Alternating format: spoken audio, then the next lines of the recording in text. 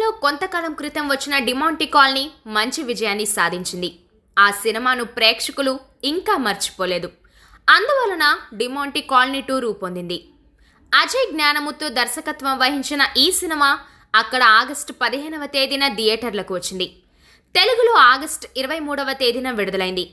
అరుళ్ నిధి, ప్రియా భవానీ శంకర్ ప్రధానమైన పాత్రలను పోషించిన ఈ సినిమా G5లో స్ట్రీమింగ్ అవుతుంది.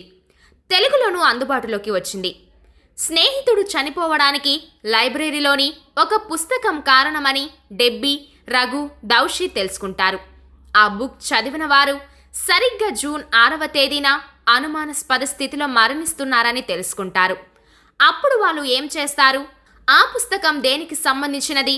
శ్రీనివాస్ను వాళ్ళు కాపాడుకోగలుగుతారా అనేది మిగతా కథ.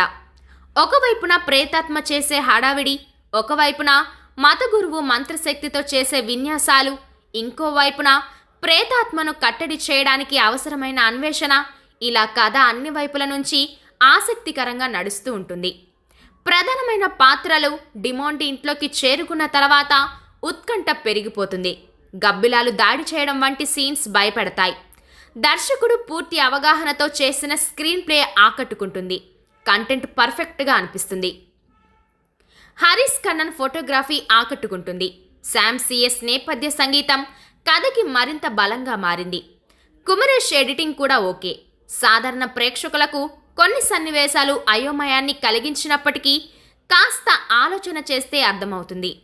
భయంకరమైన మేకప్ లేకుండానే భయపెట్టిన దెయ్యం కథగా ఈ సినిమాను గురించి చెప్పుకోవచ్చు. హర్రర్ సినిమాలను ఇష్టపడే వారికి ఈ సినిమా ఖచ్చితంగా నచ్చుతుంది.